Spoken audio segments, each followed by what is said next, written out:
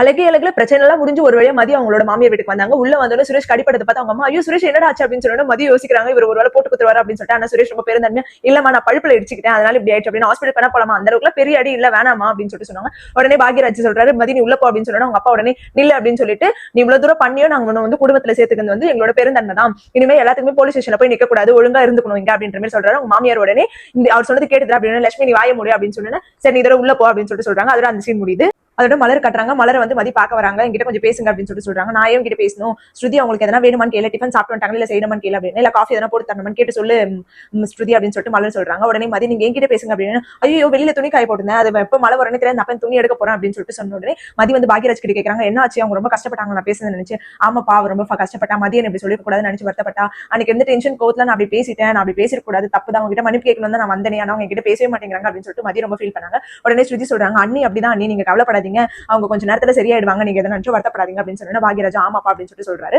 அதோட வந்து பாத்தீங்கன்னா உள்ள வந்து பாக்யராஜும் மலரும் இருக்கும்போது பாக்யராஜ் சொல்றாரு, மதி பாவம்ல மலர் ஏன் அப்படி பண்ற அப்படின்னு, அவகிட்டயாவது நான் சுயமரியாதையோட இருந்துக்கிறேன், உங்க அப்பா அம்மா கிட்ட தான் என்னால இருக்க முடியல, அவகிட்டயாவது இருந்துக்கிறேன் அப்படின்னு. இருந்தாலும் அவ பாவம்ல அப்படின்னு மலருக்கு கோவம் வந்துச்சு, உங்க அப்பா அம்மா பாவம், எங்க வீட்டுல இருக்கவங்க எல்லாரும் பாவம், சொந்தக்காரங்க பாவம், ஃப்ரெண்ட்ஸ் பாவம், எல்லாரும் பாவம், என்ன தவிர உனக்கு எல்லாருமே பாவம்ல பாக்யராஜ் அப்படின்னு. பாப்பா எந்திரிச்சு நான் இனிமே எதுவுமே பேசல, நான் படுக்கிறேன் அப்படின்னு சொல்லிட்டு பாக்யராஜ் படுத்துறாரு. படுத்துட்டு மலருக்கு ஒரு மாதிரி ஆயிடுது, இந்த பாவப்பட்ட மூஞ்ச பார்த்து தான் நான் லவ் பண்ணிட்டேன், உன்னை திட்டம் போது எனக்கு கஷ்டமா தான் இருக்கு, ஆனாலும் நீ என்ன புரிஞ்சுக்க மாட்டேன்றத என்னோட வேதனை அப்படின்னு சொல்லிட்டு மலர் வந்து பாக்யராஜ் ரொம்ப கொஞ்சிட்ட பிறகு அதுக்கப்புறம் ஆல்ரெடி பிளாக் பண்ணி வச்சிருந்தாங்க, சோ அந்த நம்பரை வந்து அன்பிளாக் பண்ணிடுறாங்க. அடுத்த சீன் வந்து மதியம் சுரேஷும் காட்டுறாங்க. சுரேஷ் வந்து உள்ள வராரு, மதியம் அப்படியே பாத்துட்டு இருக்காங்க. அதுக்கப்புறம் சுரேஷ் ஃப்ரெஷ் அப் ஆயிட்டு அவரோட ட்ரெஸ் அவரோட இதுல அப்படியே தனித்தனி தூக்கி போடுவார்ல, மதியம் பார்த்தோன்னே இனிமே அப்படி பண்ணக்கூடாது அப்படின்னு சொல்லிட்டு ஒழுங்கா எடுத்துட்டு போயிட்டு கூடையில போடுறாரு. அது மதியம் பார்த்து ஷாக் ஆகுறாங்க. அதுக்கப்புறம் ஒரு கண்ணாடி வந்து பாக்குறாரு, கண்ணாடியில அந்த அடிப்பட்டதை பார்த்தோட மதியம் பாக்குறாரு, எப்படி அடிப்படுதுன்னு நினைச்சு யோசிக்கிறாரு, பிடிச்சி தள்ளி விட்டதை பத்தி யோசிச்சுட்டு அப்படியே சுத்தி வராரு. அவர் சுத்தி வருது, அவர் தயங்கி நிக்கிறதெல்லாம் மதிக்கு ஒரு மாதிரி எடுத்து அன்னைக்கு நடந்த மாதிரி ஆகப்போது அப்படின்னு சொல்லிட்டு எனக்கு படிக்கிற வேலை இருக்கு, நாளைக்கு கிளாஸ் நான் ப்ரிப்பேர் பண்ணணும்னு சொல்லிட்டு இந்த வெளியில போயிடுறாங்க. அவங்க வெளியில போய் உட்காந்து இருக்காங்க. அது ரூம் உள்ள இருந்து ஒரு பாத்திரம், இவதான் உலகத்திலே ப்ரொபோசர் ரொம்ப தான் பண்றா அப்படின்னு சொல்லிட்டு அவர் திரும்ப படுத்துறாரு. அதோட அடுத்த சீன் வந்து பாத்தீங்கன்னா மறுநாள் ஆயிடுது. பாக்யராஜ் வந்து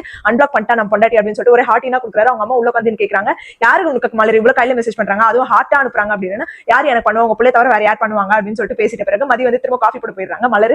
அப்புறம் பாக்யராஜ் வந்து ஓடி வந்து கட்டிப்பிடிக்கிறத பார்த்து அவங்க அம்மா பார்த்துட்டு ஐயோ அம்மா அப்படின்னு, அதுக்கப்புறமேட்டுல என்னடா இப்பதான் இதயத்தை அனுப்பி விட்டு அதுக்குள்ள வந்துட்டு இந்த மாதிரி பண்ணிட்டு இருக்கேன், உங்களுக்கு புதுசா கல்யாணம் நினைப்பா அப்படின்னு பாக்யராஜ் அப்படியே யோசிக்கிறாரு, என்னாச்சு எப்படி உங்களுக்கு தெரியும் அப்படின்னு, நீ அனுப்பின இதயத்துல அவங்க அம்மா தான் பார்த்தாங்க அப்படின்னு சொல்லிட்டு மலர் சொல்லிட்டு சிரிக்கிறாங்க. அதுக்கப்புறமேட்டு பாக்யராஜ் வந்து சமாளிக்கிறதுக்காக அம்மா உங்களுக்கு இப்ப கால் வலி பரவாயில்ல நான் வேணா அமைக்க அப்படின்னா, அதெல்லாம் ஒண்ணும் வேணாம் போய் வேலையை பாருங்க அப்படின்னு சொல்லிட்டு அவங்க அம்மா சொல்லிடுறாங்க. அதுக்கப்புறம் பாத்தீங்கன்னா நம்மளோட மலர் மதி வராங்க. மதி வந்துட்டு குட் மார்னிங் எல்லாருக்குமே சொல்றாங்க. அவங்க அம்மாக்கு சொல்லும்போது அவங்க திரும்பிக்கிறாங்க. பாக்யராஜ் குட் மார்னிங் சொன்னா அவரு சொன்னாரு.